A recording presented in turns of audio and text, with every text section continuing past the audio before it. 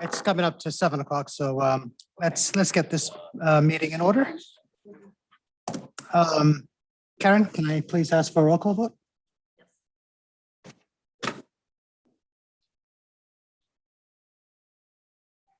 Beth Kellerstein.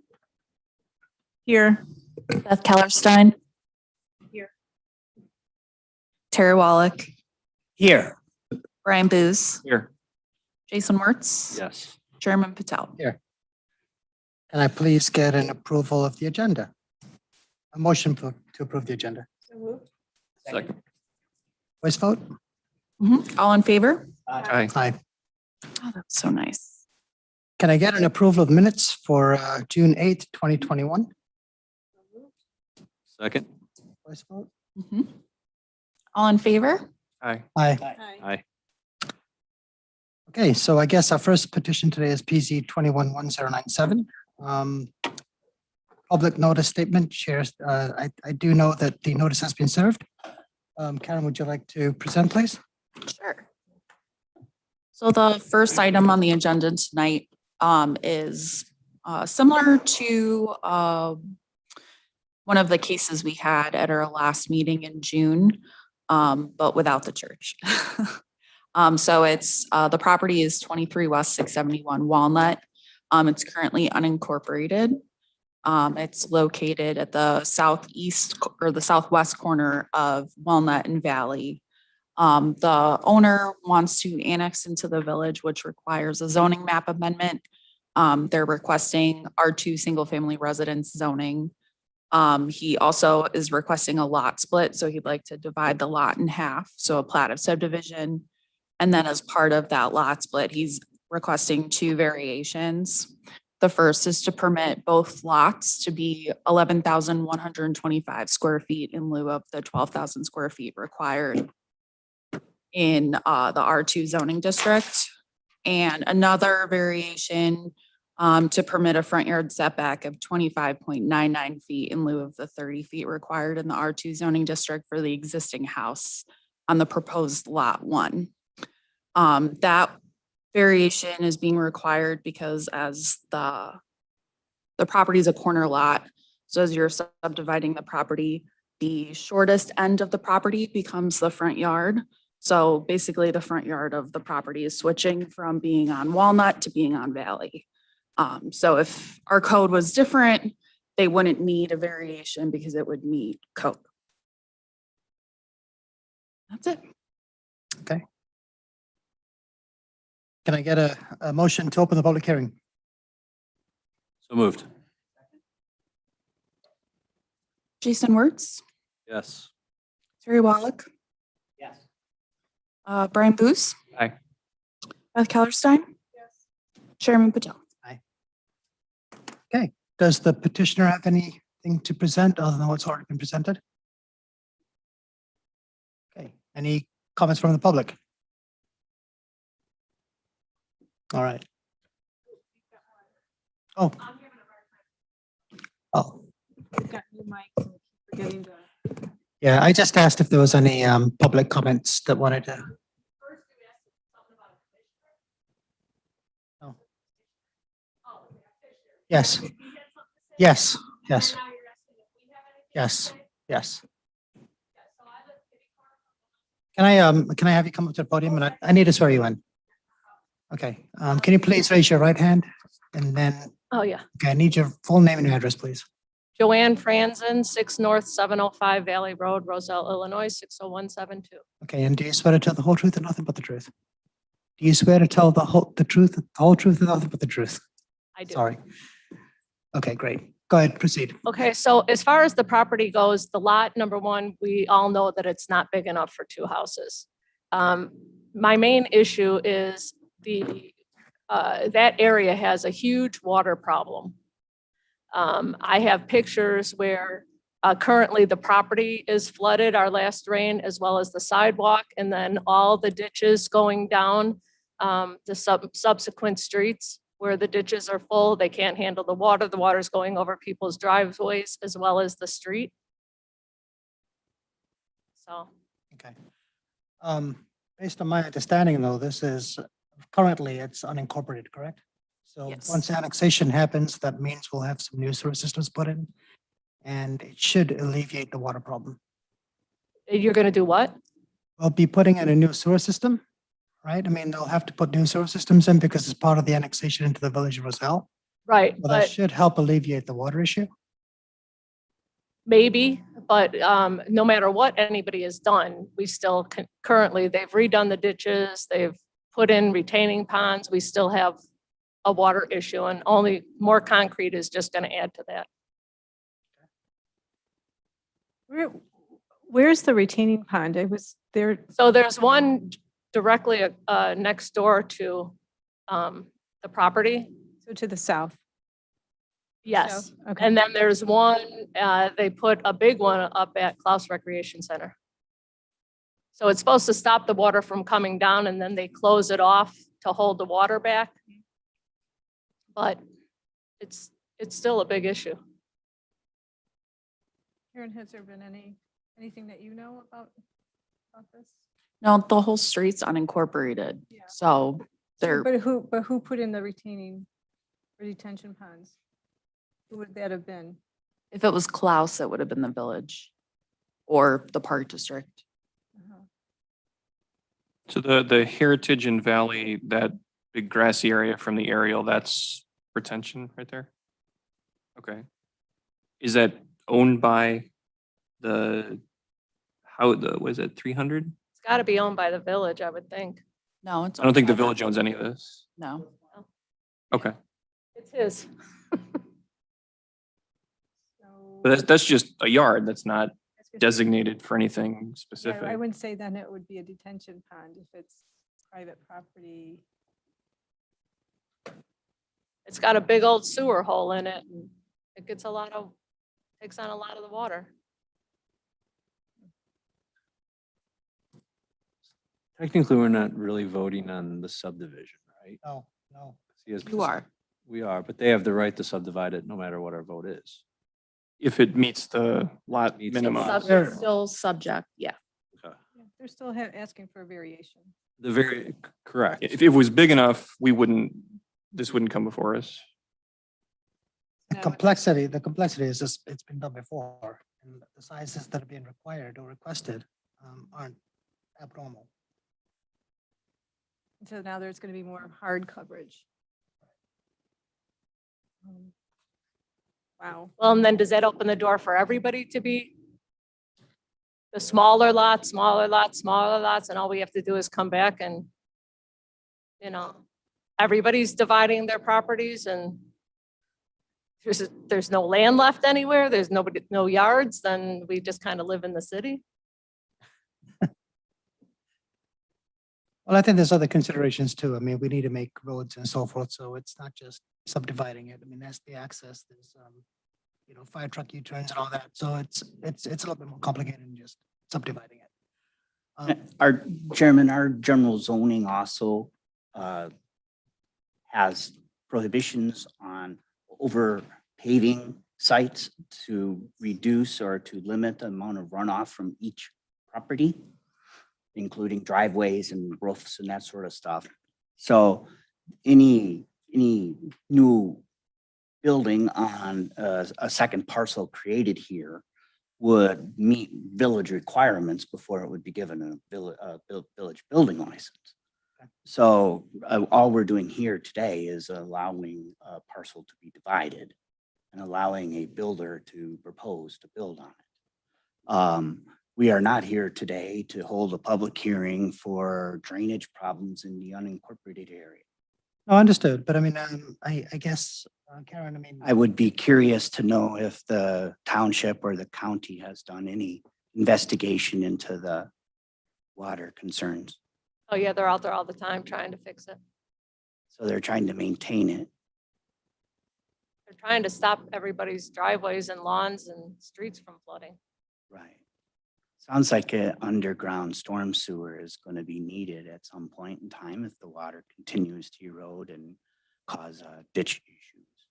That'll be an expensive proposition. Right, so for these two lots, what control do we have with a builder that can come in and potentially build, I mean, is there any water remediation that's required of that? Chairman, you're barely audible and I'm sitting 5 Sorry. feet. Okay, let me repeat the question. I guess from a village standpoint, Karen, is there anything that the village is going to be mandating a builder to basically do as part of water mediation, should these two properties be developed?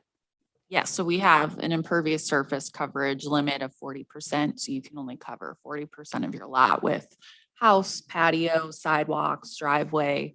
And then as this is lot 2 would be a new undeveloped property, it would need to meet the DuPage County Stormwater Ordinance. So that would require further review and engineering review by the village. So if he wants to build a bigger building on this, then he's got to come before us and ask for permission with a variation. I mean, go through all the normal. Yeah, so if he wants to go over lot coverage or anything like that, he would go before the ZBA and request, which doesn't guarantee any. Right. Okay. Thank you, ma'am. Any other comments from the public? Sure, please. Can I swear you in, please? Please raise your right hand up. Need your full name and address. My name is John Franzen. I live kitty corner as well, 6N 706 Valley. Okay, and then do you swear to tell the truth, the whole truth, and nothing but the truth? Yes, sir. Okay, proceed, please. So I have a few questions. The big thing I'm concerned with being next door is if you guys pass to split this lot, we have the same issue a couple doors down where it's just a vacant lot. And it's a tree farm. And I know there's village ordinance to maintain that, but is it really enforced? I don't know. So that's my main concern with a split of a lot. And also, I mean, it was mentioned, I don't really understand as a neighbor, I mean, maybe property value, there's a benefit. But outside of that, I mean, I don't really understand the benefits of splitting the lot. Do you guys know the benefits outside of tax money for the village, which we're not a part of technically? Well, I mean, I can only speak from some experience with building, and that is, I suppose they could just put a really big home on that, right? To cover both lots. If they were gonna do that, they wouldn't split it, correct? Right, and then you wouldn't be splitting it. And maybe there's not enough comps in the area for that to support a huge house to cover that whole entire lot. I don't know. Yeah, I think it sets a precedent for everybody else that has similar lots, like myself and everybody else that's retiring that potentially may not be able to afford to live there anymore. And also splitting their lots and tearing down these houses and changing the neighborhood essentially. And I mean, we've lived in Roselle for 30, 40 years and enjoy Roselle and don't want to live in the city. If that makes any sense. So, Sure. I mean, if you're splitting it to basically this side of Roselle, I also own another house, Alpha Ardmore, that's not even a quarter of an acre. And it's basically you're living in the neighbor's backyard. So I personally, I understand the homeowner's benefit and then the village benefit, but the people's benefit, I don't understand. So that's my point. And also the potential of it turning into a vacant lot is extremely frustrating, given I have kids and things like that. And don't want to wake up to that. So it's my 2 cents. So I appreciate it. Okay, thank you. Hey, anybody else have any comments? Sure. Please raise your right hand up. Need your. I'm Brandon Winters. I live at 571 And- Oak Grove Road. Okay, do you swear to tell the truth? I The whole truth? I swear. Okay, thank you. Okay. We just got done talking about there being water on the land, correct? And then the reason why we would divide it is to put a huge house on water where it would obviously erode. Any foundation you would put there immediately would crack the foundation. It wouldn't last very long. So normally I wouldn't bring this up, but we are talking about something that these gentlemen are concerned about, is that somebody's trying to manipulate the land and the zoning so that way there's some kind of benefit. But the only explanation you have doesn't make any sense when you're trying to put concrete foundation on land that is having flooding problems. It seems like a silly reason to divide the land, doesn't it?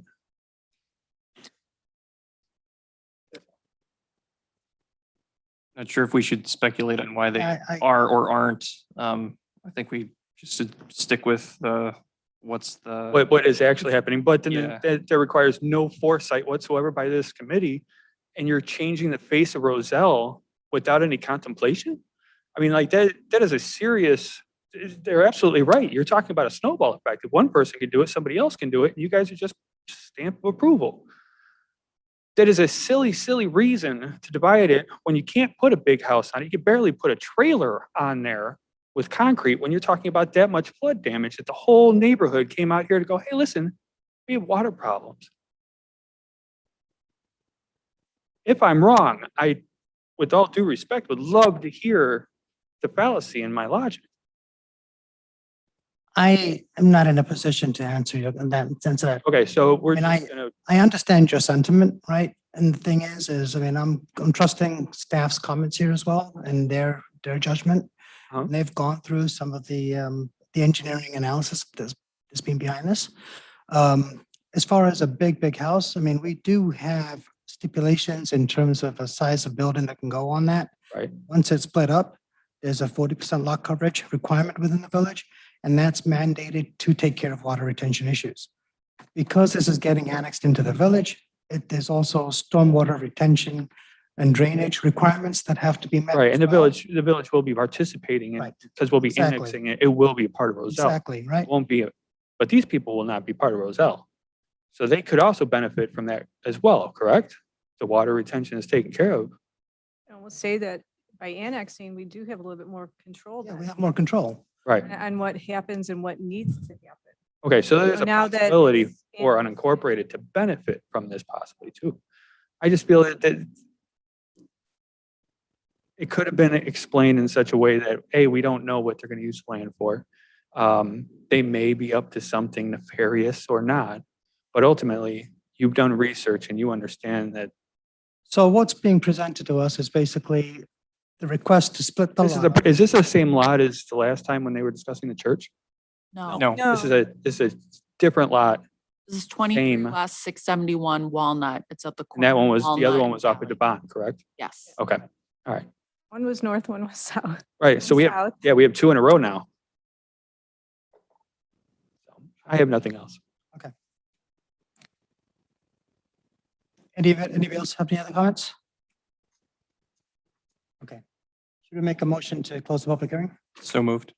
Second. Roll call vote. Brian Booth, Aye. Jason Wertz, Yes. Terry Wallach, Aye. Beth Kellerstein, Aye. Chairman Patel. Guys, what do you think? I'm against this, and I'm usually one who wants to let homeowners do whatever they want with their property. But I look at the aerial and I see 50 other lots that are basically exactly the same size as this. And one of the things we're charged with is, the character of the neighborhood. This is most certainly not within the character of the neighborhood. I think the amount of variation is a lot. It needs a variation, it needs a setback. And I just don't see how this makes sense for us to do. And it seems like the neighbors feel the same way, so we should be representative of them as well. The petitioner is not here to tell us anything about why we should do this, so I I think he is here. okay. Yeah. Jason? A little torn. I don't necessarily see how or what they can build on the subdivided lot based on, whether they're 40% of the lot as one lot or 40% of two lots. Yeah. Same amount of coverage on either. At the end of the day, you're going to be able to now manage and control their sewer and water versus today where you don't control any of the sewer and water. And you're going to bring them in and annex them in. I don't know that it's my place to know the motivation on it. I mean, other than they're going to have to control and meet zoning codes and regulations Right. that are going to go there. I Not certain it's my role to judge what they think they're gonna do on it or not. I'm on the fence. I mean, I'd like the fact that this is getting annexed into the village and it gives us more control. But I'm with Brian. I don't like the fact that it's changing the neighborhood. So, I mean, an argument to that in some stances that the neighborhoods are going to evolve over a period of time. sure, but I'd like to have that water retention issue resolved first before we decide to do that. I mean, The homeowner could knock this current house down and build a new house that covers 40% of the entire lot. He might have water issues. So he might, no, maybe I should annex in, period, first, take that first step. That's sort of where I'm at. okay. You know, I'm on the fence too, as far as splitting the lot.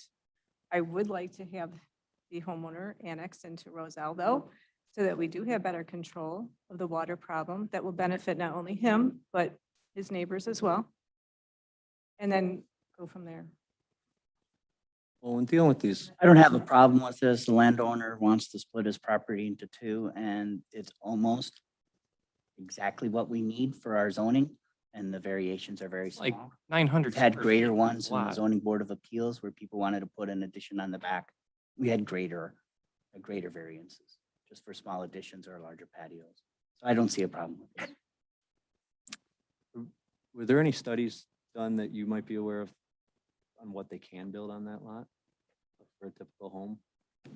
Yeah, in the packet, I sort of drew out the building area of the lot.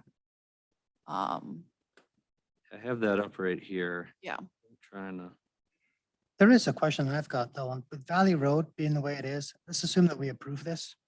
Do we have a turn radius that's gonna allow fire trucks and so forth to be able to Valley goes south. go south? Yeah, it doesn't dead end there. Oh, okay. It's just different pavement, I think. The aerial's misleading. Oh, I see. Okay, okay.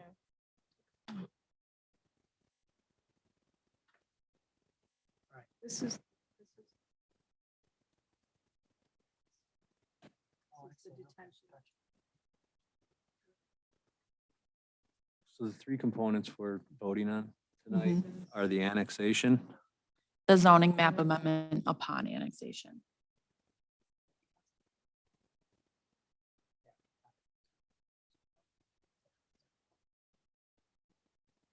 Okay. The two The- variations. variations. So we're voting- And by doing this, is the petitioner going to be required to put in sewer and water at both locations or just the one building? Do you mean water and sanitary? sewer? Water and sanitary sewer? Yes. For both lots, they would be required to do it at two lots versus just the one. And they'll have to do sidewalks on the two lots versus just the one. Yes. It's missing it on the north edge. One sidewalk, isn't it? Yeah, it's only one It's just sidewalk. On Valley Road. Because there's already an existing sidewalk. and where The do one they- on Walnut, there is one on where do Valley. they- where do they tap the sewer into? Oh, the one's already on Valley, so now they're gonna have to do it on Walnut. Correct. And the corner.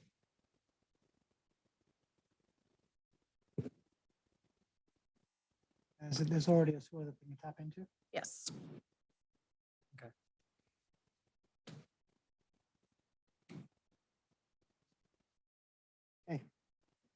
Guys want to vote? All right, let's take a vote.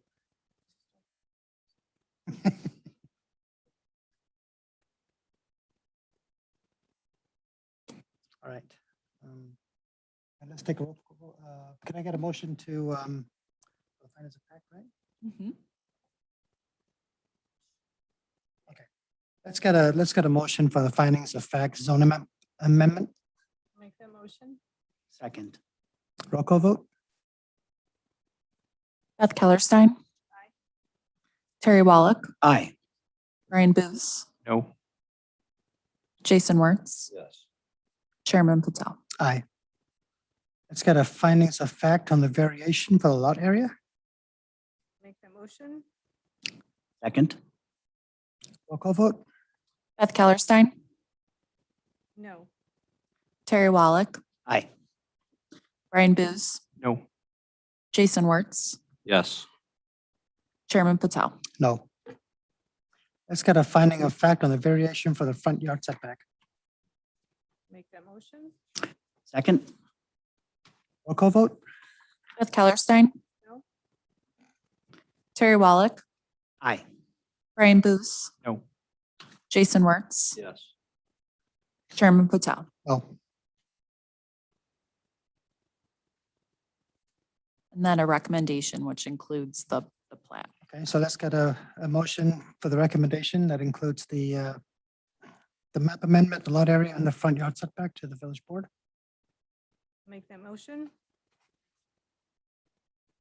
I second that motion. Roll call vote? Beth Kellerstein. No. Terry Wallach, Aye. Jason Wertz, Yes. Brian Booz, No. Chairman Patel. No. Okay. What does that mean? So the village board will consider this probably at the second meeting in July, which is the 26th. Okay, but I think the majority consensus here is it will not pass, correct? Yeah, the village board will take in your consideration. 2 of them are here tonight. The others, I'm sure, will watch the meeting on YouTube as we're streaming live on the village's YouTube page. And they will sort of discuss that at their second July meeting. Okay. All right, moving on to the next petition, PC 211096. I think the one that's closest and dearest to our heart.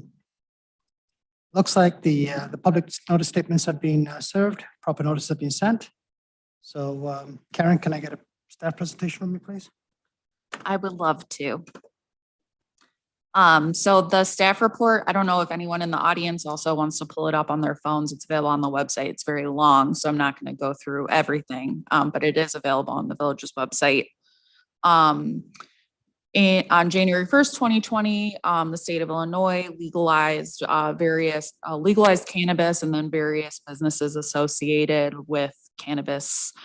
So sales, distribution, transportation, infusion, all these sorts of things. And in preparation of that, the village board adopted an ordinance prohibiting cannabis related businesses through December 7th of 2020. And this time was basically supposed to allow elected officials, staff to sort of flush out the act, and also for communities who allowed cannabis sales and cannabis related businesses, how those operations were working. So kind of see how it worked in other communities. So the moratorium's been extended now through the end of September, and the village board put an advisory referendum on the ballot for the April 6th consolidated election. So the first question on the ballot was, shall the village allow the retail sale of adult use recreational cannabis? 58% of voters, so 1,551 people voted yes in support of retail sales. The second question was, shall the village of Roselle allow the craft growing, infusion, cultivation, processing, and transporting of adult use recreational cannabis within the village? 53.62% of voters, or 1,436 people, voted yes in support of these other various cannabis business establishments. So both options received a positive support. So staff sort of brought the various options to the village board, and they directed staff to initiate the zoning ordinance text amendment process, which begins tonight, to consider the regulations for permitting retail sales and other cannabis business establishments within the village. So we're using this process to sort of vet where these businesses can be located, if we should have any buffers, site and building security measures, hours of operation, parking requirements, and review the on-site consumption.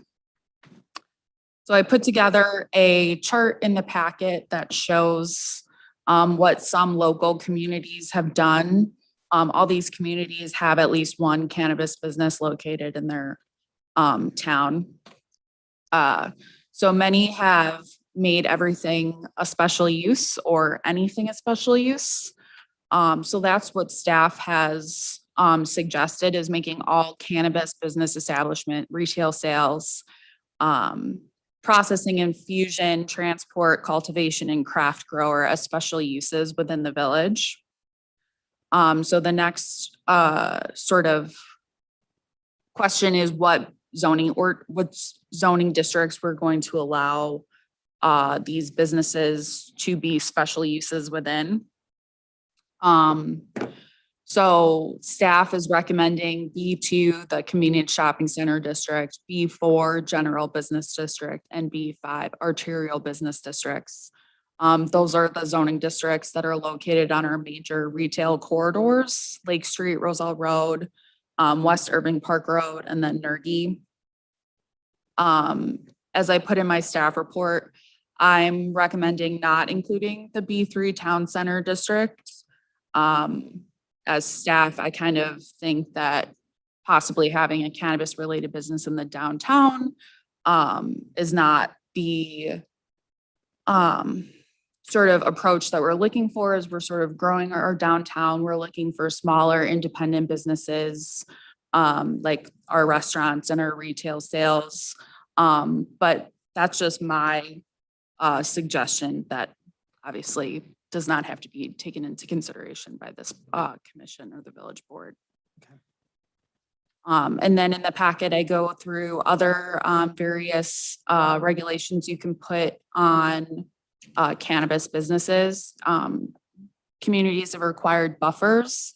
So you take sort of the property where the business is located and draw a distance away from that building, and anything within that distance cannot be a school or a daycare center, parks, churches, those sorts of uses. Some of the requirements I've seen range from 250 feet to 1,000 feet. I think one community had 1.5 miles between certain cannabis businesses and other uses. When originally researching this, I did a 1,000-foot buffer around all those types of uses, and it would essentially eliminate everything in Roselle because a lot of our detention areas are actually owned by the park district and their parks. So it would basically take out all of Lake Street, Irving Park Road, Gary even. A buffer is not required. It can be considered. If you want to do a buffer, that recommendation would be up to you guys, determining how far of a buffer you want.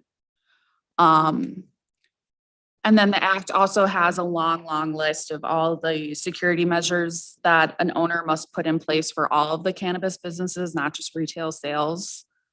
So I'm recommending a condition that all applicants have to submit a security plan. So that just provides another layer for review of security, but also opening the line of communication between our police department and these business owners, as they're all working in cash essentially at the moment. So security is an issue. I don't believe that any changes are required for parking either.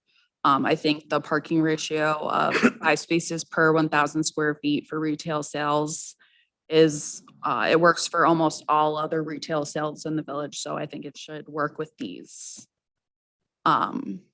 So for the other cannabis businesses, I'm recommending that they can be a special use in our M limited industrial district, and then our 3 ORI districts, which is office, research, industrial, business park, and high cube. So these are on Gary Avenue, Case Foundation on Lake Street, and then mainly on Central Avenue and some on Medina Road. The types of buildings that we already have constructed in these locations, I think are better suited towards these other cannabis business establishments. They're warehouse buildings, and I think these users, for everything else, is going to kind of be looking for a warehouse type building. So making sure that they stay in our industrial districts, I think is important. And then again, having that security plan for review and approval by our police department is, I think, important to add as a condition for approval of anything. And then the final option here is on-site consumption. I believe almost every community I put in that list on my staff report prohibits on-site consumption of cannabis within all of the businesses. So I'm concurring with that. We don't have any hookah lounges or things like that. So I think in ensuring that there is no sort of like cannabis hookah lounge kind of thing is a recommendation from my part as staff. Thank you, Karen. And then make sure everyone speaks into their mic. Apparently Pete, Bill on YouTube can't hear us. Okay, let's get a motion to open the public hearing. So moved. Second. Voice vote? Yes. Aye. Aye. Aye. Aye.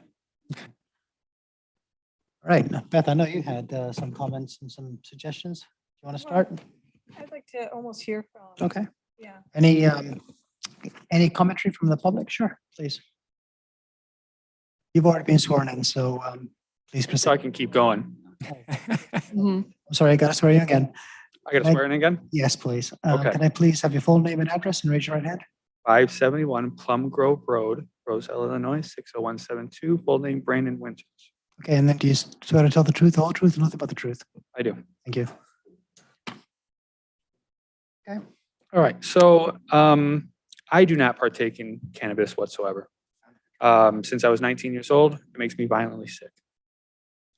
I do, however, have a whole family of people who have or have had smoked marijuana. Many of them are dead.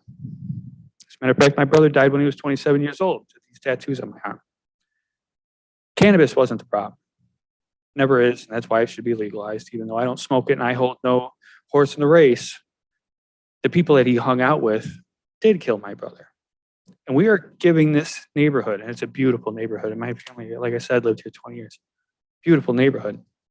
We get the opportunity to do so much with what we're going to do with this dispensary if and when we get it. First off, we're giving people a safe place to pick up their cannabis. They don't have to ask their friend, do you know somebody? They don't have to sneak it around. My coworkers are still getting used to the fact that they can say that they smoked on the weekend. I don't partake. I don't know what that's like. But I can see the anxiety that this causes. So to hide our dispensaries, to shame them away, when we have a Bulldogs right there on the corner with giant beer mugs, I feel like Bulldogs is more dangerous than what we're proposing here. So hiding it away over on Medina is kind of silly when we want to make sure that those kids that are still exploring and experimenting have safe access to what we're proposing rather than hiding it or asking if they know somebody. My mom died at 50s because of a heroin overdose. Started when she was a kid in Hillside getting marijuana because they knew a guy. So I don't think that the restrictions should be beat over the head. I don't think that we should have a whole lot of zoning restrictions, and the fact that, yeah, there's some places we shouldn't have it next to a library. We don't want to put this right in front of little kids, but at the same time, those kids that are 21, 22, we don't want them going to see if they know a guy. I mean, we have a wonderful vape shop that I go to, Wise Guys, well-educated. They know about their laws. They know what they can and can't do. They're trying their best. And these are privately owned small businesses in our area. And we're talking about adding more. Trying to remember what the other topics are that we're discussing. But zoning, I think that that should be kind of open. It's wherever we have the most access. Responsible access, obviously no schools, no parks and whatnot, but I don't think a mile and a half, yeah, that's impossible, but 200 feet, 250 feet, that sounds really good. Can you label off the rest of the topics? I just pull it up. Yep. Should have brought my sheet with me. I had a whole page at work. I was prepared. So consider buffer requirements, site and building security measures, hours of operation, off-street parking, and on-site consumption. Okay.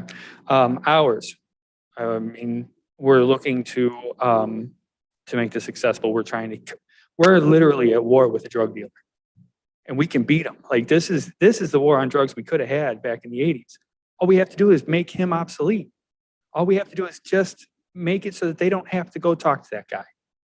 So, I mean, at least the hours of alcohol. We're talking about something that a lot of us are in consensus that it is less dangerous than alcohol. Obviously, we don't need morning hours or whatnot. We don't want to waste anybody's time opening a shop at 8 o'clock in the morning. But a 12-hour shift in between 12 and 12 sounds perfectly fine. And on-site consumption. How many people here go to bars? I go to bars. I'm a bartender here in the state of Illinois, Bassett certified, and I know what my responsibilities are as a bartender. So if I have any one of you in my bar, any one of you, and you consume 1 ounce of alcohol, 1 ounce, and you get into a car crash, who here knows what happens? I'm responsible.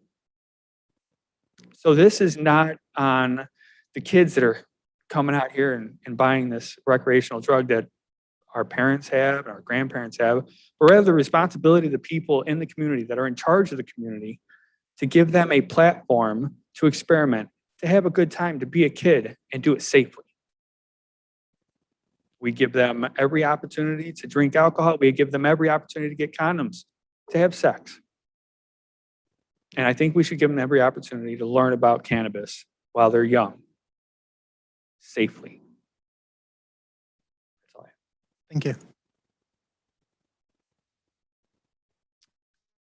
Any other comments? Go ahead. Please raise your right hand. Full name and address, please. John Franson, 6N705 Valley Road, Roselle, Illinois. Okay, and then do you swear to tell the truth, the whole truth, nothing but the truth? Thank you. So I strongly believe in the buffer. I like that. And obviously Roselle's not ideal. That's why the buffer doesn't sound like it worked at the 1,000 feet. But as a father, I don't like my daughter going to get ice cream and also being next to a weed dispensary. It's just not my idea of a good time. I lived in California for 5 years. They're everywhere.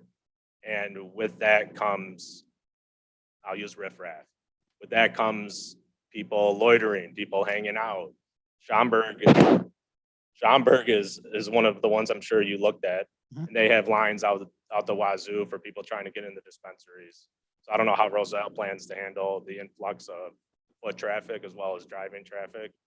I mean, five spots, I don't know if that's going to do it. But yeah, as a father and as a citizen of Roselle, I don't want my kid getting ice cream and also being next to a weed dispensary. It's just not my idea of Roselle when I wake up in the morning. So that is my 2 cents. Okay, thank you. Any other comments? Sure, please. Go ahead. I have to go through motions again after swear you in. Hi, I'm Lydia Galante. My address is 17 East Maple Avenue in Roselle. And then do you swear to tell the truth, the whole truth, nothing but the truth? I do. Thank you. So my question is directed at Karen. I just am wondering, the staff recommendation, does that come based on like what Roselle would be responsible for? So like if you're giving a staff recommendation, let's say something were to happen, are you talking about, is Roselle responsible for this? Is that where the staff recommendation is coming from? No, so the staff recommendation is just based on my position as the village planner, analyzing what other communities have done and offering a recommendation to the planning commission to consider. These guys don't always listen to my recommendations. So it's really up to the planning commission and then the village board. Okay. Yeah. Yeah, I just didn't know if it was a legal matter that you were commenting on. No. Okay, I do have a quick comment then. I'd love to address maybe the comment about a dispensary next to an ice cream shop. Currently, we have Deanie's, which is next to Currency Exchange. I feel like that is probably a little bit more dangerous. More things occur over there than a dispensary. I also wanted to address the comments from this gentleman about the kids. You know, it's not legal for children. It's legal for adults in Illinois. And I don't know if any of you have ever been to a dispensary, but I've never seen a kid there. I've never seen anyone loitering, and there's tons of security. You have to show your ID to get in. There's a guard at the door. So I think Karen's recommendation of an owner offering a security plan is a great idea and something that the board should look at when they consider if we can have something like this here. But I think it would be a good idea, and I think turning it down would be turning down tax dollars that we could use for different things. Okay. That's all I had to say. Excuse me. Thank you. Thank you.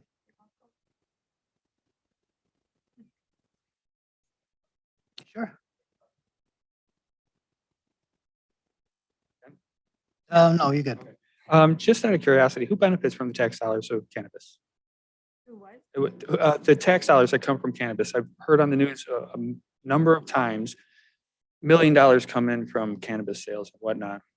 And that would go to the village of Roselle, which would be for infrastructure, schools, et cetera, or would that be a different fund? I'm just wondering where. Yeah. So it wouldn't go to schools because schools are their own separate taxing body. Right. And I believe under the act, they're receiving their own separate amount from the tax dollars the state receives. So the local tax would be 3%. And it would go to the village and it would essentially go into our general fund. So how we use our property taxes, other sales taxes, eating establishment taxes. So it wouldn't benefit a renter like me, for instance. Has zero impact on me here. I work in a different town and I'm a renter, so I don't have any property tax. I get zero benefit from the millions of dollars you could potentially get from cannabis, correct? Other than services within Roselle, Other services within other Roselle? than with services from Roselle. Gotcha. Do we have to tax at 3%? No, 3% is the maximum. We can. How low, just so I know the spectrum, how low could you tax it? Ryan, do you know? 1% is the lowest? You can't go 0.3?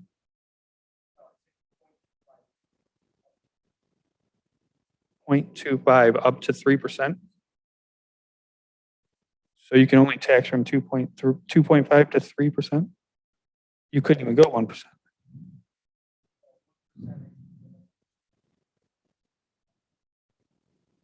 Okay. All right. Thank you.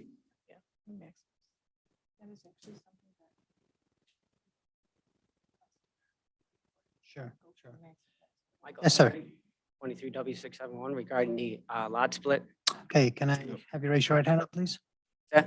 Can I have you raise your right hand up, please? Do you swear to tell the truth, the whole truth, nothing but the truth? Yes. Thank you. Go ahead. Yes, as far as the water issues, everyone had a lot of water.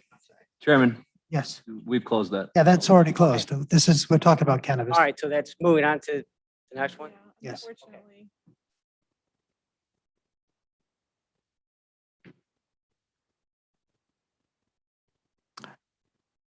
Yes, sir. Back 300 East Ardmore, Roselle. And then do you swear to tell the truth, the whole truth, nothing but the truth? Thank you. I'm not here to beat a dead horse, but I do disagree with the recommendations for the zoning.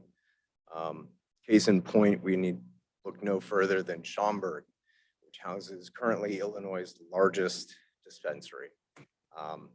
It is not hidden in an industrial zone. It is on their main drag on Higgins across the street from Woodfield. It is arguably their largest consumer area. I believe they have the correct idea. This is a cash crop. This is tax revenue. It would be foolish of us to take this into consideration and hide our cannabis, which would have a subconscious understanding that we don't truly approve of it. I understand the buffer, but like others have talked about here, we don't buffer for alcohol. I don't see the need to buffer for cannabis. If we can have a liquor store or an establishment that sells alcohol next to any other establishment that we have here, I do not understand why the two can't coexist. Why is cannabis held to a different standard when alcoholism causes thousands of deaths every year, where throughout the entirety of humanity, cannabis has caused 0 overdose deaths? So you have a greater percentage of dying from lightning than you do from ODing on cannabis. Security, fine with it. As far as the cultivation, I agree with the recommendation that it probably does belong in an industrial zone.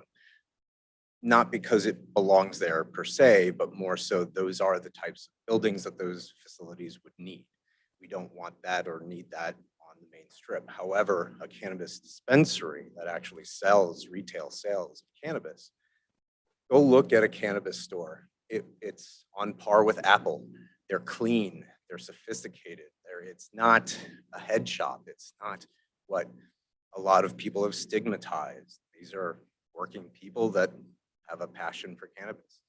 And the riffraff that is proposed at coming, I don't know if you've stood in line at a dispensary, but those people waiting in front aren't just hanging out. Those are paying customers that pay no less than $35 per trip, and they immediately go home because they're happy they purchased what they wanted, and that's where they're going because there's no on-site consumption. As far as that goes, I would also agree with alcohol. If we can allow people to go into a bar or restaurant and consume multiple glasses of alcohol to the point where realistically they probably should not be driving, how is this any different from cannabis? Yes, there should be some more research that looks into the after effects of cannabis, what that breathing room looks like as far as dosages. I don't know the answer to that. However, if we are here, we need, the basis is already here. We have alcohol. It's a far harder substance. Do the same thing that we do with that as far as law, DUIs and things of that nature. All of the same rules apply. But that's all I have to say. Thank you. I just wanted to clarify that I am recommending cannabis sales on our major retail corridors. That's okay. I just want to make sure It was everyone just, understood. Just the growing that was recommended for the industrial. I didn't want to interrupt you, so. Right, yeah. The main reason to not look at the cannabis sales on Main Street is we have a parking problem on Main Street. And as everybody who has visited these places have talked about, there's a lot of people parking there.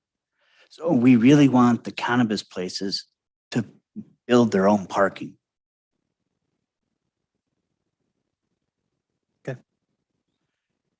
Any other commentary from the public?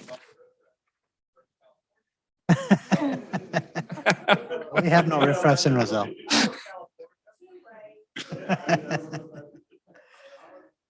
All right. It's funny. Okay. Is there anybody else that wants to make any comments before I close the public hearing? That's why if there's anyone against it in the public. The audience. You're against it?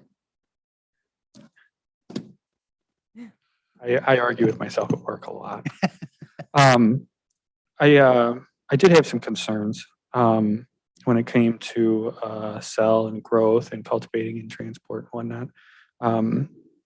I'm not sure how much power anybody in this town has in regards to this, but I feel that drug dealers are the ultimate problem to this, and I feel anybody with a narcotic conviction should be eliminated from this. Elk Grove Village and Addison are horrible with drugs right now.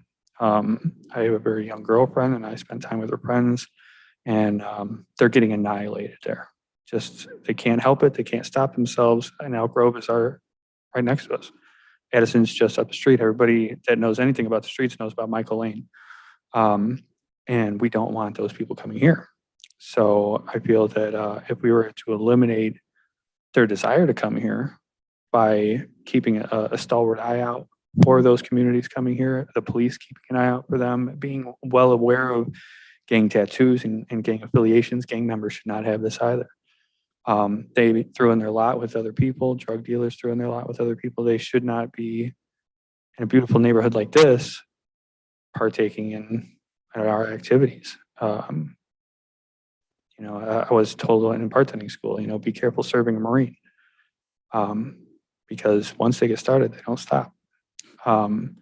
So I feel that if we're going to do something like this, it has to be in a place where we keep an eye on those communities, and we keep an eye on the real dangerous people that we are going to be kind of luring here, depending on how well we do with this. Thank you. Let's get a motion to close the public hearing. Oh, I have a couple comments sorry, that were go ahead. submitted. In addition to the comment that was in the packet, I received a voicemail today at 6:45. Hi, this is about the pot sale about to take place in Roselle. I see no reason why we cannot go forward on this. Other towns are doing this. We'd be foolish to walk away from this, a good tax base. This is not the old 1950s where we consider this some evil thing. Every city is doing it. I don't see anything negative about it. Also, we could put this business on the industrial side of the city. We voted for it. I don't see why it couldn't go forward. And then Larry Owicki submitted a comment. Having a dispensary in Roselle will bring in amazing tax amounts for us instead of going to Addison and Schaumburg like we do now. It will also help the medical and recreational patients have easy access instead of having to travel and spend our money out of town. We are all in favor of this improvement in Roselle. Why does Roselle believe multiple bars are the answer, but no medical marijuana dispensaries? People then go drink and get drunk at these bars and drive home. Medical marijuana patients will only be using marijuana at their private residence, making it a much safer, better, and altogether improved for our community. We are all in favor of this improvement.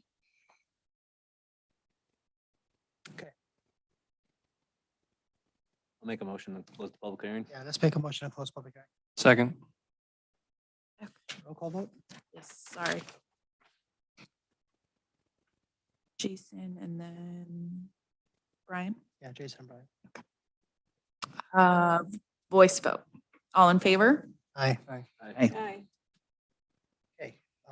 Beth, I know you had some comments. Would you like to share? Sure. I saw a report back in May. I'm sorry, okay. I saw a report back in May that we took in more sales tax in marijuana than alcohol. I was shocked. I was really shocked. So from there, I decided I wanted to do a little research on my own. I went to a friend whose wife needs cannabis for medical reasons. She told me where to go and look online for stores. You know, I wanted to get a sense of this because I really had no idea since I don't use it. I was shocked too at how beautiful some of these buildings were. Not necessarily the building, but the interior. It truly was like Apple. I think someone said it looked like Apple. And that's exactly what my friend said. So I started researching. I looked at some in Addison. I didn't look at the one in Schaumburg. But the ones in Addison were an industrial area. And So from there, then I decided to look at other towns' ordinances. And I was impressed with Deerfield, which was a lot like what you are suggesting, Karen. But I thought they had some other good points too that I didn't see in yours necessarily. And if you did have them and I missed them, I apologize. And this could be lengthy. I hope not. I'll try to make it fast. Let's see. So they too talked about the 1,000 feet distance. And when it comes to buffers and distances, I say to myself, okay, you all were talking about liquor stores and, bars and stuff like that. That's where I go, would I really want one of these stores right next door to an existing liquor store or bar? I don't think so. That's just my opinion. 500 feet from any public park, school, daycare. Some of that was in your report. No recreational cannabis dispensary shall be more than 5,000 gross square feet in area. I kind of like that number. I thought that was a good number. Not too big, not too small. No consumption of cannabis may be permitted on the premises of recreational cannabis dispensary. We did have that in ours, in Karen's report. I thought the signage was real interesting. They didn't want to have any signage that had cannabis leaves or plants, smoke paraphernalia, cartoonish imagery oriented towards youth, or any language terms referencing cannabis, or any slang or street terms commonly associated with cannabis. So I always say that marketing plays a huge, huge role in how we perceive things, right? And for me, I'm all for this, but I think it has to be marketed and presented and controlled and done in the right manner in which we want people to have a certain type of perception. The ones in Addison, the names of their stores, retail stores, where did I write that? Hatch Dispensary, Earth Med. And when you looked at Earth Med, they had handicap railings. I mean, their walkway was truly for handicap people who need it for medical reasons. So for me, it makes an establishment look a little bit more respectable in the way that it's presented, right? So in our, recommendation, that's where I would like to see that we have some control over the name and how that is presented on signage. I think that will have like I said, I just feel that it'll present itself how we want it to be presented, not a place to go and hang out, smoke pot, that brings it down a level. I think we want to keep it up, integrity, maintain our integrity of Roselle is really important to me. Do you mind if I make a comment? Make a comment to that. So the Supreme Court had a sign ruling a couple of years ago. It's called Reed versus Gilbert. And it essentially says that you cannot regulate the content of signage. Yeah. So, Sorry, comrade. yeah. So I think what you're suggesting is, yes, unconstitutional for those on YouTube. Yeah, I know. We can still tell them. Until we get sued and pay taxpayer dollars on a lawsuit. I don't know how it was passed, in Deerfield. I don't know, but I know there's probably going to be a lot of companies that are willing to come to Roselle. And if, I don't know. I mean, Sir, the public hearing ended. I'm sorry. I'm just throwing out what I would like to see. I'm just saying that I think it's a good idea to have this. We don't want to be that town that, is built up around us without having our own, opportunity for this type of place to happen. They talked about, and I don't know, maybe this is just, you've already gone over this, but how to dispose the trash.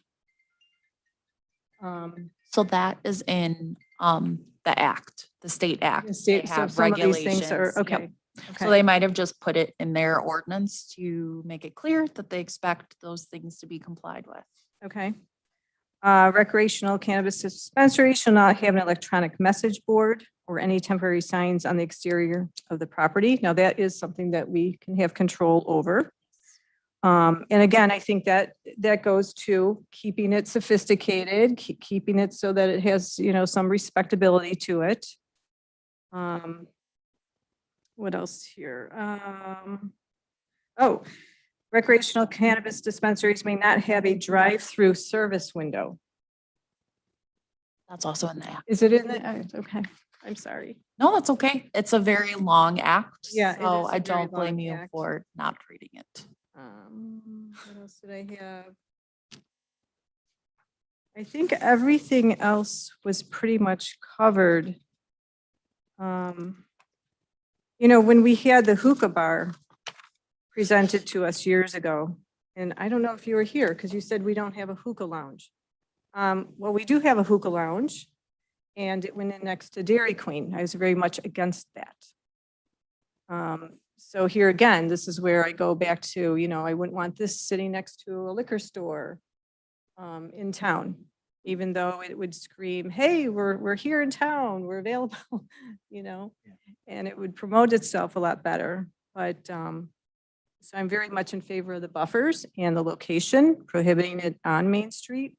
I'd rather see it in more of an industrial area myself.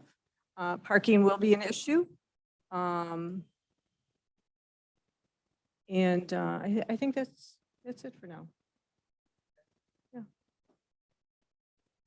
My 2 cents, I think I agree with Beth and Karen for the most part. The only thing that I really want to focus in on is keeping it distanced away from schools. I think we should have a buffer zone around our schools. in this And area. daycares, And daycares, yeah. high schools, especially. And I think we should also follow a similar scheme to the liquor stores. We have licensing requirements and limited licenses that we issue. So we ought to have a restriction on the number of licenses for cannabis in the village as well, on par with what we do with liquor stores. I understand the need for buffers, but I think we should use a visual buffer. It can't be seen from the school or something like that, something more specific to what we're trying to buffer rather than just using a straight distance. In addition, I think every use should be a special use. Yeah, I think that was. So every use comes here. That's the visual buffer, I think, is a great idea because I'm actually against the buffer, only because it's really going to limit where it can go in Roselle, and the industry is going to limit where it can go itself. I think being tucked away in an industrial park is a horrible idea. The ones I drove past in Addison compared to the one in Lombard that's on Roosevelt, completely different environment. It's the industrial zone is where bad stuff goes to happen, and you can't see in any of these spaces. So I don't, no offense to anybody, but like next to the ice cream place, it's not like kids go get ice cream and they can actually see the pot inside. These are reflective windows. Nobody can go window shopping. Nobody can actually go into the place. Can't go in if you're not of age. You can't go in with your kids. You can't go in with your family. I've seen it. You know how many I've kids seen go it. into liquor stores? Hmm? So No, but that And doesn't, I bar. mean, that liquor stores have been established and around forever. We can't, if we're going to change it, then you got to change it. Okay, you can't. pot's been around forever and. Yeah, but not the pot stores. Not the pot stores. Potentially even before alcohol. And I think we got to remember that this current generation is not going to have even close to the stigma that the preceding generations have. True, agreed. I mean, I'm in my 40s and my generation does not have it. It does not have that stigma whatsoever. People don't care. It's their choice on what they want to do. I think when the village put the moratorium on putting those in, it was a smart idea just to educate themselves, wait it out and see. I think there were missed opportunities by that, but at the end of the day, it was a safer decision to wait and see than it was to jump all over it and be afraid of missing the tax dollars. I don't believe for 1 second it's gonna bring in a seedy crowd, crime. I've seen the way all these things are being operated and nobody can get into them. You don't go in there and just go window shopping. Literally, they have to go and they have to talk to a guest service after 2 points of check-in, and then they get helped, and then they're out the door. There's no waiting around. There's no anything that they can do. So I think the industry itself will somewhat regulate itself on where and how they can go, because they're not going to go into bad places. I would say we don't allow it in industrial park. Now, the cultivation center, again, industry is going to direct itself. They need to go into an industrial park. They need to go into the space. And that's a whole different scenario that they'll have. I mean, the state has over encumbered this with so many rules and regulations. I don't know that we need to try to pretend that we're going to outsmart the state on this as well. Other than I like the visual buffer. I was going to say no to buffers, but I'm on board with visual buffer. What do you mean by a visual buffer? If a kid's sitting in a classroom and staring out the window, what can he see? Hopefully not the new Bob Marley sign, yeah, but I think we got to make a big effort not to hide it at the end of the day. If you hide it, you're creating problems. You just said two contradictory things. What? We need a visual buffer and we can't hide it.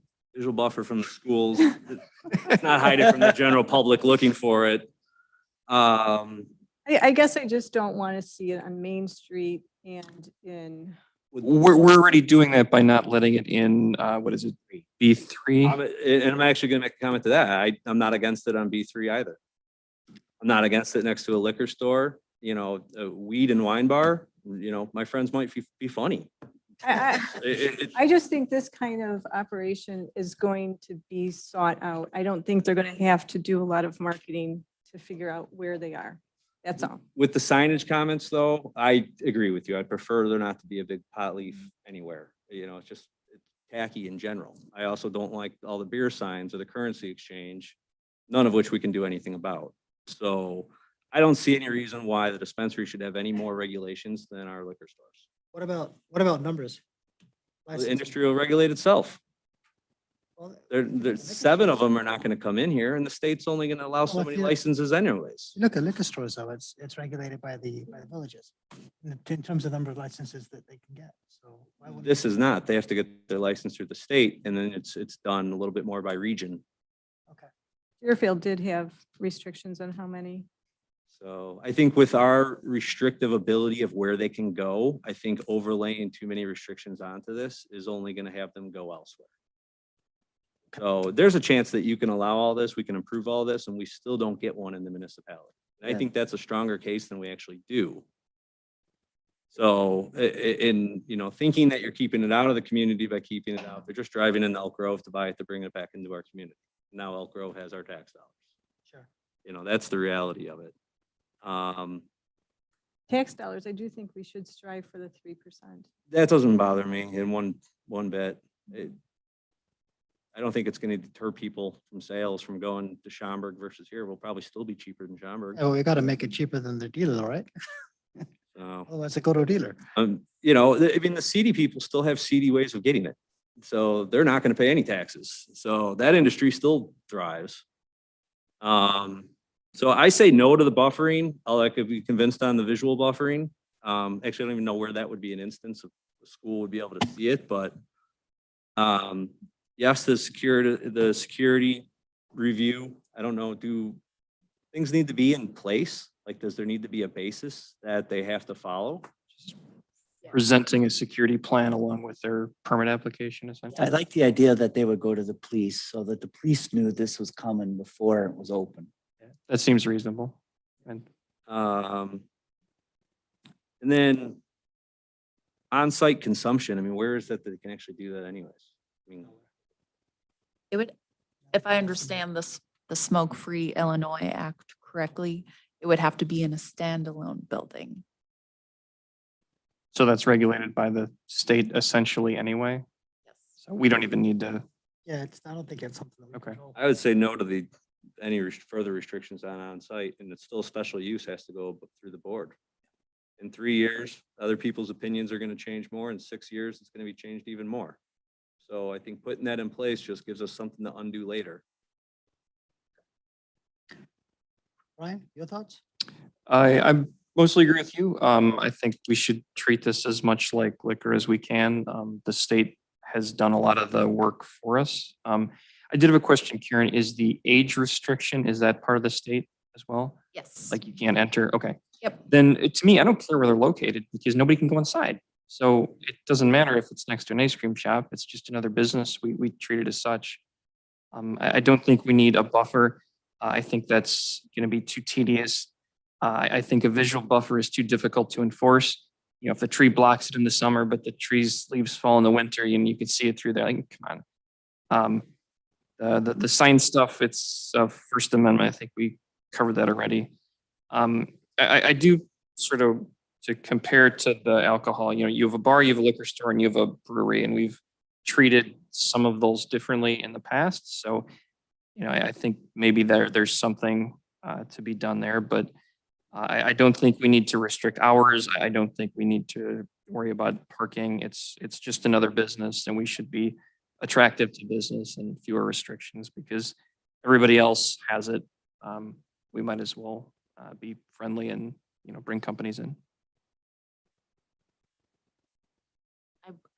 I would like to say, I don't know how you could, to Brian's point, I don't know how you could enforce a visual buffer. I've been thinking about Yeah. that. Yeah. And then Well, I pulled up, yeah. I just searched schools in Roselle, and I'm pretty sure all of the schools that are within the village limits aren't in or near any of the zoning districts. The only one that I think would be close would be Nergi Elementary School. That's what I'm worried about. And but it's far away from the actual zoning district itself. It's completely surrounded by residential. But you gotta look for the future though, too. I mean, it doesn't mean that, you know, that Asian vacant, where the Asian were next to 1913, that can't turn into some type of daycare school. Oh, the Asian Senior Center? Yeah, so you can't say, you know, oh, the schools now are not within, you know, an area where this could potentially go. You have to, you know, we have to put things in for future. Like that's an argument against boundaries and buffers because things can pop up and then all of a sudden you've painted yourself into a corner and there's no place for things to come up. I will say, when you do buffers, in a community I used to work for, you had to go through the special use permit process to get a liquor license. And the buffer wasn't, if a liquor store was there first, the buffer didn't apply because the school or the daycare or the park was opening within the buffer, knowing that a liquor store was there.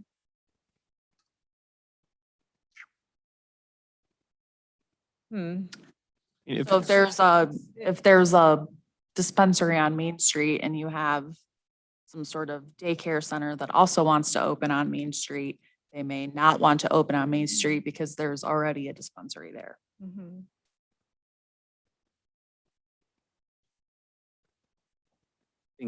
I think we have such limited, small geography that they can go anyways. Adding more restrictions with the buffers, it's just going to be problematic.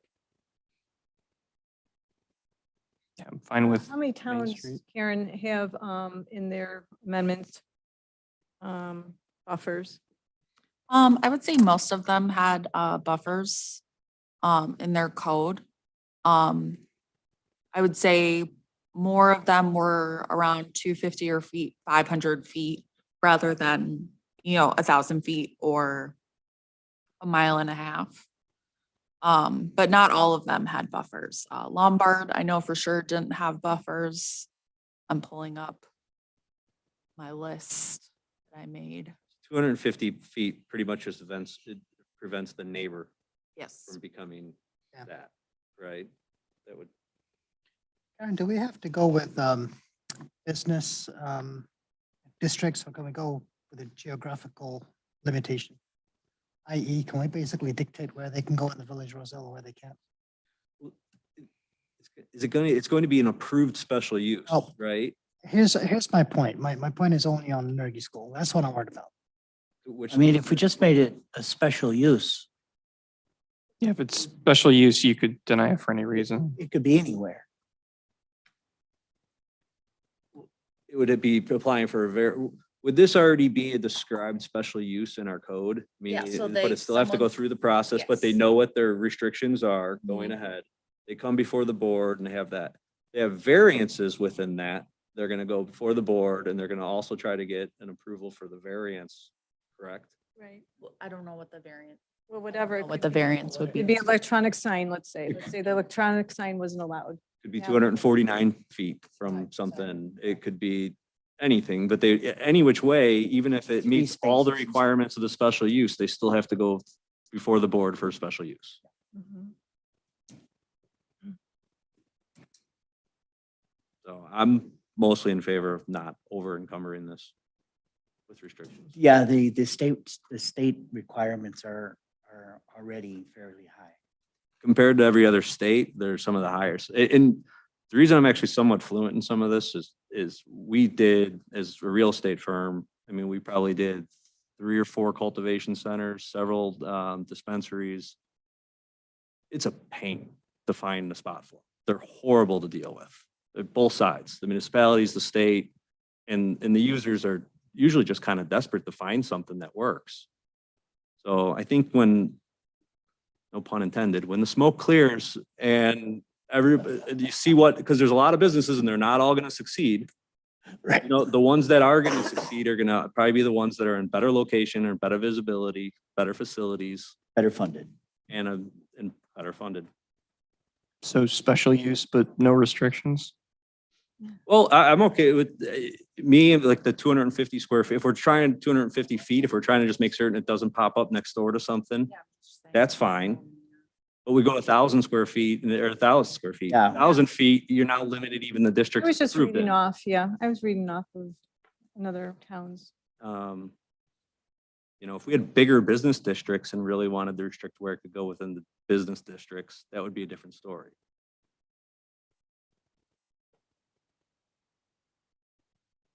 I have nothing further to add. So if we were to vote on this, I guess what, for the other members of the board, what restrictions would you be looking to put on it, if any? My sticking point is the schools. That's what I can't get beyond right now. How far would make you comfortable on the Nergy school specifically? 500 looks good, right? She just drew up a map and 500 feet looks pretty good. For the public, 500 feet is what we're proposing for Nergy. So I drew a buffer around Nergy School on my computer, which you can do on the village's website using our GIS platform. And the 500-foot buffer is still within the Trails subdivision as well as the Jennifer Lane subdivision. It does not reach Larson Lane. So having the buffer to me is a moot point because the commercial is far enough away where the buffer doesn't even buffer from commercial uses. Even at 500 or 500 feet? Yes, that's 500 feet. So sounds like we don't need a buffer then. What is 1,000? You really don't want It's a commercial where you can't have. It's good. I mean, Yeah, but what does 1,000 feet do to the other locations? yeah. It zaps everything. Yes, so that is, when I reviewed it, it basically eliminated Everything. everything.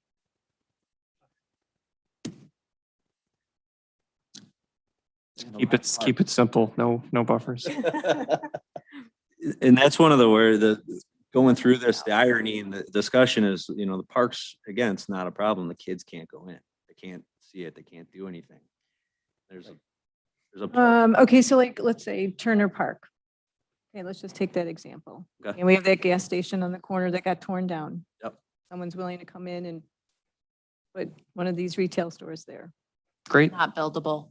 No. It's not a buildable lot. Well, now it's not because of the land is contaminated. But the We- lot is too small to build a building and also have sufficient parking and for the building to meet setbacks. For Beth, for your Oh, argument, okay. what you're looking at, if that building or You know, they neighboring have underground building. parking, Yeah. okay? It's 2-story underground parking. It just became, you know, I don't know. Okay, whatever. Okay. But there again, you know, is that allowed then? Yeah, why not? No The kids buffer, can't go in no- there. You know, there's not gonna be any big flashy signs because we have draconian sign ordinances already. And, you know, Come if, get your worms in your pot. It would be Cook Worms for County. fishing. I mean, there's a park directly behind Bulldogs or behind that shopping center, Denny's. There's a liquor store, there's a vape store, there's no issue at the park. You know, the empty bottles and the other things that you find in the park probably actually didn't even come from that liquor store. yeah, Wise Guys is right next to Dairy Queen, I think, across the street. I'm just So, freaking up things, just. No, I know. You know, we're sitting here talking about buffer, no buffer, or, you know. I think the things that you and I would like, or putting words in your mouth, but that we would like to control are all things we can't control in this process anyways. And that Mhm. goes more with the signage and that goes more with the visibility, Marketing it marketing, and- and those are all things It's the that. integrity of it all, you know, I think there are so many hoops you have to jump through in order to find a space where you can legally operate your business. Because from my understanding, if you're renting a space and it has like the owner has a mortgage that's federally insured, technically that property owner may not be able to lease to a dispensary. So there are so many existing hurdles that a business owner has to go through, that the market itself has just created only sort of that responsible business owner. So that's just my, Most of them won't. So most institutional, like life insurance companies that own real estate, institutional clients, publicly traded clients that own real estate, they are not going to do this because it's federally illegal. So therefore it poses a different problem. It's wrapped up in a whole portfolio of things. And then in it's not even 0.25% of their portfolio that this sits in. So it just doesn't carry enough weight to take the risk. So it further limits where they can go, which is going to wipe out a bunch of the industrial buildings where they could go for being a cultivation center.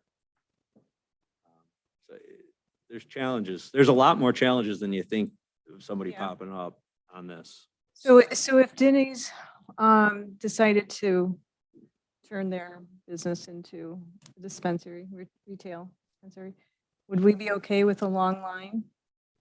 There's not a long line. Well, the gentleman that's brought up When it first Schaumburg, opened, and with the COVID restrictions, and there was only X amount of people allowed inside. we're not going to have COVID forever. Well, any business could generate a long line. Like there could be a sale at the store next door and people are gonna go to the parking lot. I don't think we should treat this differently. Yeah. Yeah. I actually don't, I think that all that news was from when it first opened.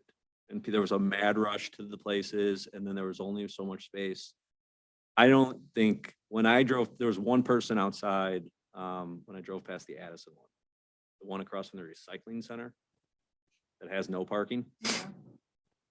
Fortunately, I didn't need to park, I was just driving past, but that was like the most horrible location of something like that. So we have a few options. I mean, are we comfortable voting on this with staff recommendations? Are there changes to staff recommendations, or do we want to go ahead and file for a motion to continue? Was there a staff recommendation on the buffering or to consider buffering? There was. I no- did not recommend a buffer, Okay. but I offered it as an option. And then was on-site consumption was a recommendation To prohibit. to prohibit. What about drive-through? That's already Oh, yeah, prohibited by that's state. I'm sorry. That's okay. I mean, that can still be added in the ordinance if that's something that's really important and you want to sort of If it's hit that message home that we're not going to allow drive-through dispensaries. That is something that you can add as a condition, so. But because it's already But it's clearly if it's stated. already state Mhm. regulated, they can't. And we'll know in advance if the state's gonna lift it, we can add it later Mhm. for some other point. Then my only thing is, I would say, let the state handle the restrictions with the on-site consumption. We don't know what that market looks like in 3 to 10 years from now. Looking at, from my standpoint, looking at Nergy and the 500-foot buffer, it's not gonna do anything. So I'm kind of pulling away from that, if you will. So I'd like to like to thank Karen for doing a good staff report. Oh, thank you. Looking into it and looking at all the villages around us too and what they did. So Beth, I mean, how do you feel about this? Are you okay to Well, I mean, vote with staff recommendations? you know, prior to all this, I was in favor. I really am in favor of it. And then, but I did in my mind have certain restrictions and stuff, you know. I did have certain restrictions. And now tonight, kind of discussing it and stuff, I'm kind of pulling back too. So, and I do believe that if we don't, like what you said, you know, kids will find a way. And I truly believe that. To, you know, buy it. I have to admit, I did when I was young. One time though, only one time, I didn't like it. But I did, but I found a way. Yeah, yeah. But, so, All right, then I propose that we will make a motion for the findings of fact. Text amendment. Are we gonna allow for the state to regulate the on-site Yeah, consumption? We're just not going to address it at this time. Not going to address. yeah, that's, I don't know. That one, I kind of, I think we should restrict it. But that's just me. I just don't want to hang out. I just don't want people saying, hey, we're going to have a party tonight, you know, we're all going to meet. After If the we're all state gonna says meet it has at to be a night. separate dwelling or it's a separate building though, Something. It's That is my understanding of the Smoke-Free Illinois Act. But I am not 100% sure on that. We can add it in there. You know, like Force it. with our breweries, you know, okay, it's after softball, let's all meet up and, you know, drink and I get what people are saying. This is kind of no different, I guess. But to say, okay, let's all get high, you know, and show up at one of these after a softball or baseball game or whatever. I don't know, maybe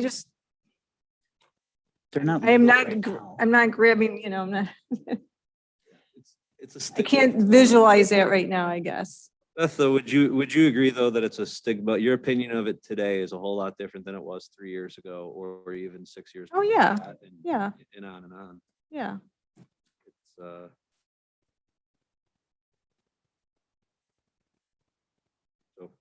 I'm my only comment is to agree with, staff's recommendation other than the on-site consumption. To have it or not to have it? To have no regulation. No against it, like regulation go with on what it. the state has currently Yeah. on on-site. How would you be, Jason, how would you feel about putting a provision in the staff recommendation that says we will prohibit on-site consumption? From a village standpoint. Not for it. I mean, So if it needs to be lifted at some other date, I think, you know, it's something that maybe we can consider, but I don't know. I just feel like going all in, you Wouldn't it- know, wouldn't it be not part of testing the their- water. Wouldn't it be part of their special use permit application, just the same? yeah, I so we, if they come special use, we could say, all right, we're not ready for consumption yet, but if you want to operate a retail business, great, go ahead. Yeah, But that gives us the flexibility if the right business owner approaches us and say, hey, I've got this, great plan. I've got this great business model. This is a perfect location for it. It's, compliant with the state's rules.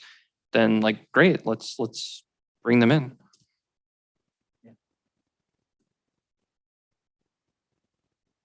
I know you're struggling still with the school. So, And I don't want next to schools either, you know.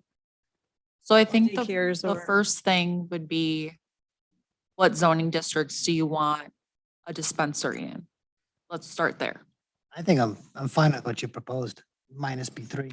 I'd like B3 in there, but I don't really think there's a spot for them to go. Yeah, I'm fine with anywhere. I don't think we need to restrict it because there's not that many spots in the village. And I don't want B3 because I always say, right now, if you're thinking that way, okay, but you got to think about the future. Someone could, So I'm fine with, you know, 9 or 8,000 miles, you know, they could say, okay, we're shutting down, we're gonna, Part of what we're trying to bring to downtown though is bodies.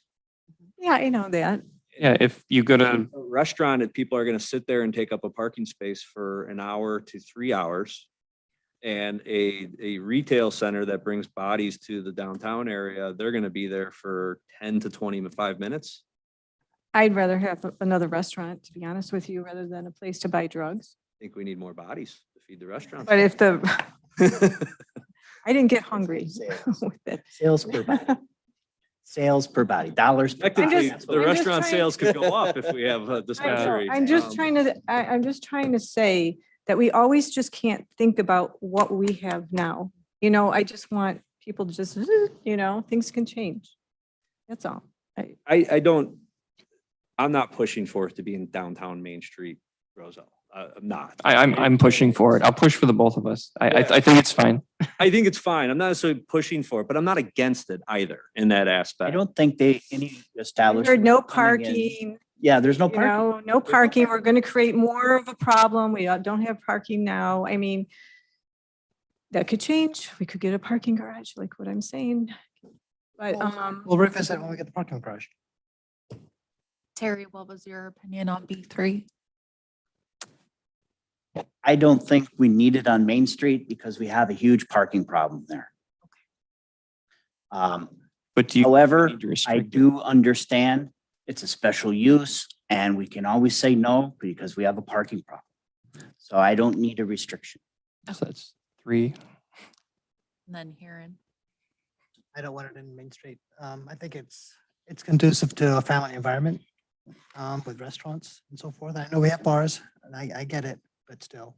Just, is there a way to make certain that a retail operation that comes in absolutely has dedicated parking that they own? It's all communal. First come, first serve in Main Street, right? Yeah, because It it's just means public off-street- parking. on Off-street Main Street. parking. It's It's right- public parking. We'd need private parking for this. Yes. So part of the parking problem in quotation marks, Which is is, a good problem. Challenge. yes, thank challenge is a you. good word. 90-something% of the parking in the town center is on-street parking. So that's the issue. If a dispensary wanted to open on Main Street and we had a provision that they have to provide off-street parking, they would have to provide off-street parking. Whereas if you permit it in B2, B4, and B5, all of those zoning districts have off-street parking available that the business would be able to use. Right. So a potential way to make certain that B3, because B3 is a little bigger than just Main Street, Mhm. is that any dispensary has off-street parking, Is that even possible though? not on Main Street. Well, I know, but then we're restricting it in a circuitous way. Right, yeah, but they It- go That's just to- disingenuous though, because there's no place to build. 3 also includes East Irving Park Road, so the shopping center by the train station, everything on the north side of Irving Park before Roselle, everything on the south side too of East Irving Park Road, sort of as you go towards Spring Hill. Okay, so that would open up portions of Portions of B3. it. Okay, that seems reasonable. I can get on board. So I would, to get around it, I would make certain that we have off-street parking available. So you're saying that's a provision that we put in?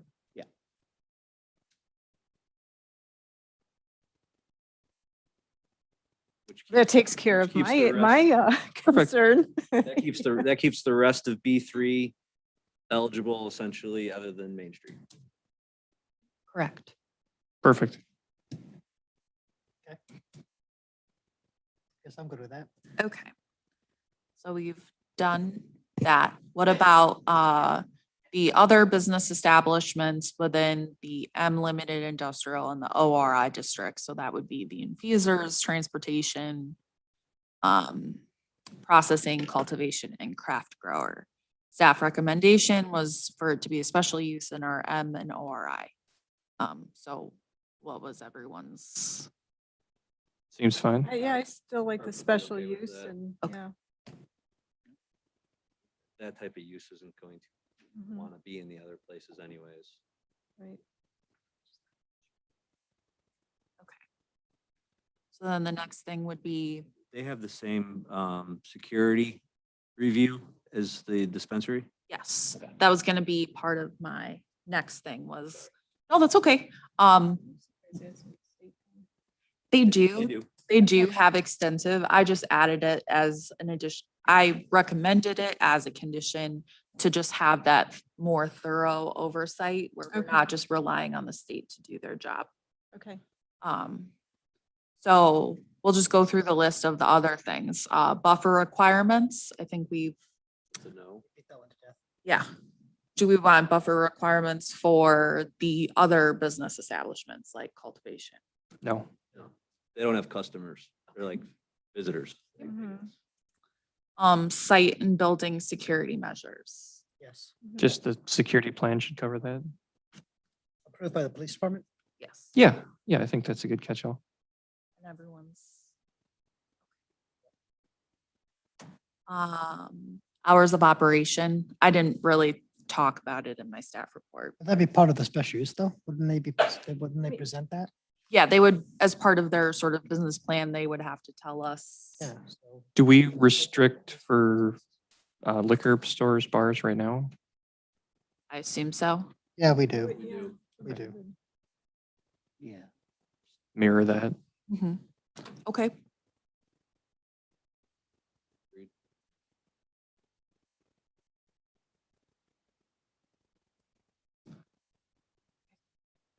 Off-street parking, I think we kind of talked about that, right? Yep. Require That was them. good.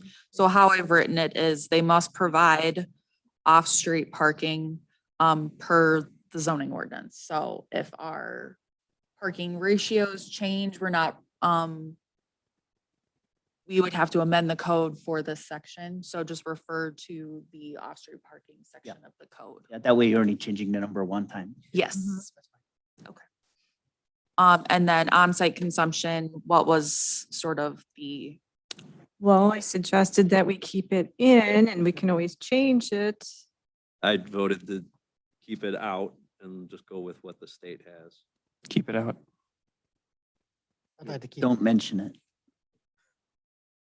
Yeah. Keep it out. If you guys actually read through the state regulations and compared to every other state, they're rather restrictive compared to most states.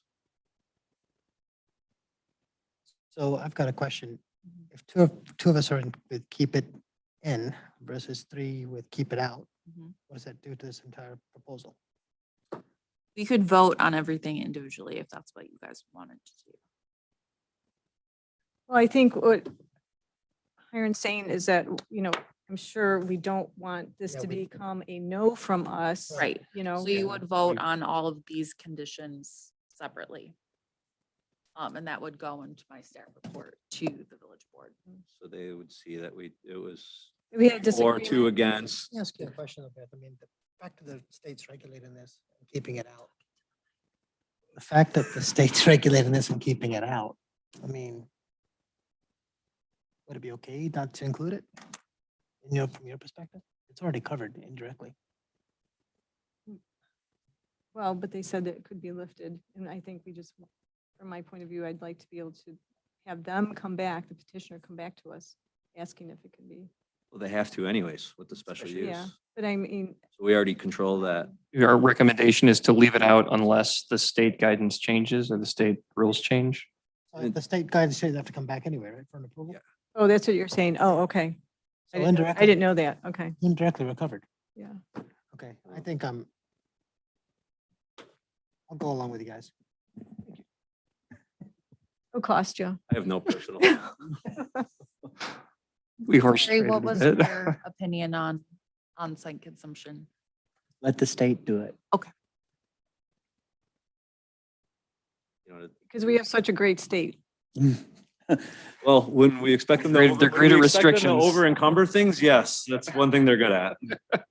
Hey, The other part to think about though is that's just having the smoke portion of it though, and half of these things are edibles, which people are eating everywhere. So how do you police that to begin with? So most places aren't going to be able to allow it. Yeah. What kind of gummy bear are you eating? I just was looking at, like party, just getting together and, it's a bachelorette party at the dispensary. We need more bachelorette parties in Roselle. What else, Karen? Is there anything else in there? No, that was it. Okay, so from what I can understand, I Oh, think wait, we're, we did have one though. We did. Well, I did. Yeah. I know we can't control the signage, but what about the electronic signage?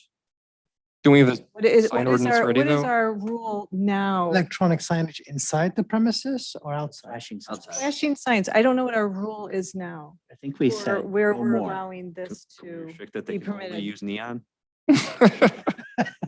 Pink, What is our signage policy right now? pink and Size wise it's a size ordinance Yes. with the electronic signage, not, Yes. not a ban completely on electronic signage.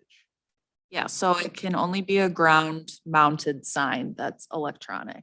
Okay, so it's ground mounted. Which will only. roll out most strip malls because Can't there's hang no it through place to. window, you can't have, okay. No flashing lights on the window. Correct. I'm okay with that.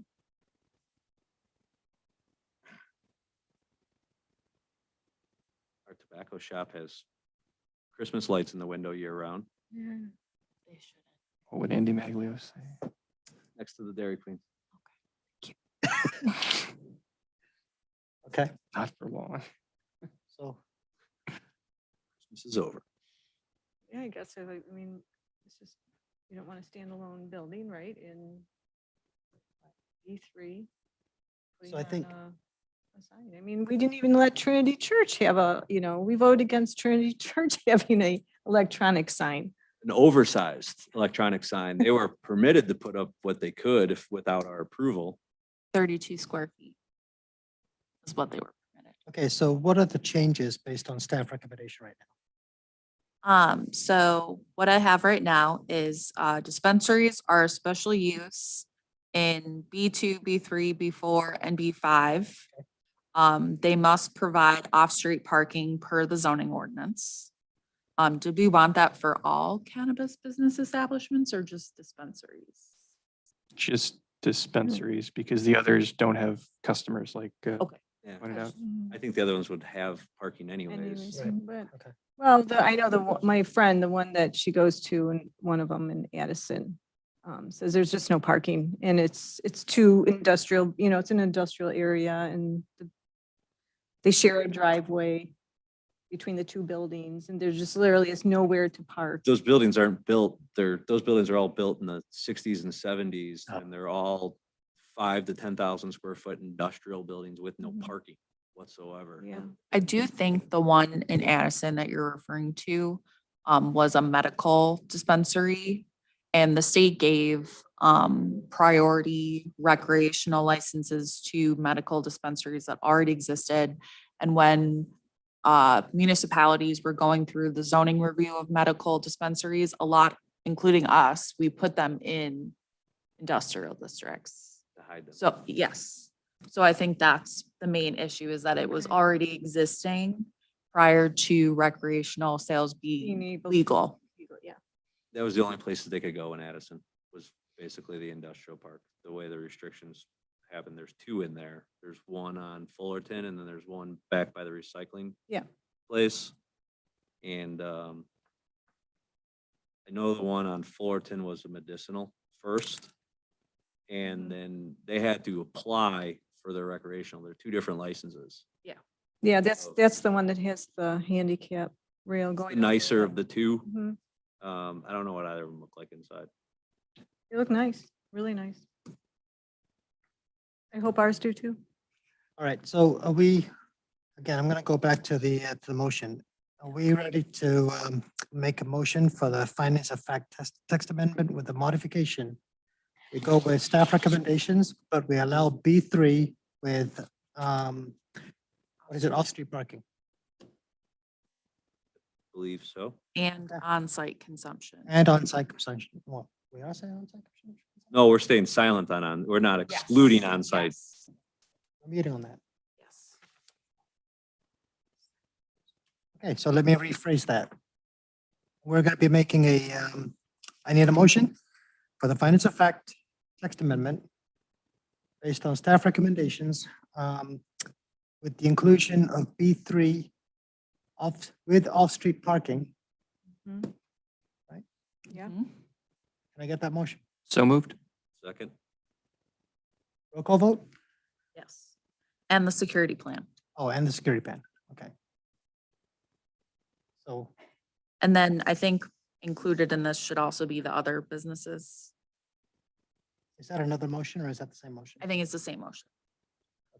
The other, meaning the cultivation center? Oh, yeah, that's how I understood it. Okay. So I thought special use for the other cannabis business establishments in M and ORI.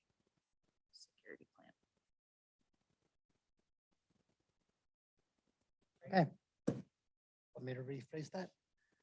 Okay, I guess I need a motion for the findings of fact text amendment, right?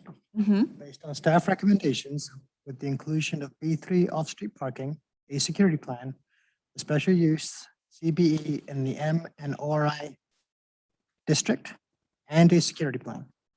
For the same. So moved. And staying silent on, as part of the staff Said we're staying recommendation. silent. I know, but it's a staff recommendation now. And staying muted on the, what was it? The on-site Site consumption. consumption.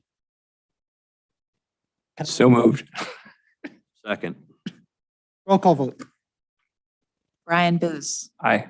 Jason Wertz. Terry Wallach. Aye. Beth Kellerstein, Aye. Chairman Patel. Aye. Okay, can I get a motion to present this to the village board? So moved. Second. Okay, roll call vote?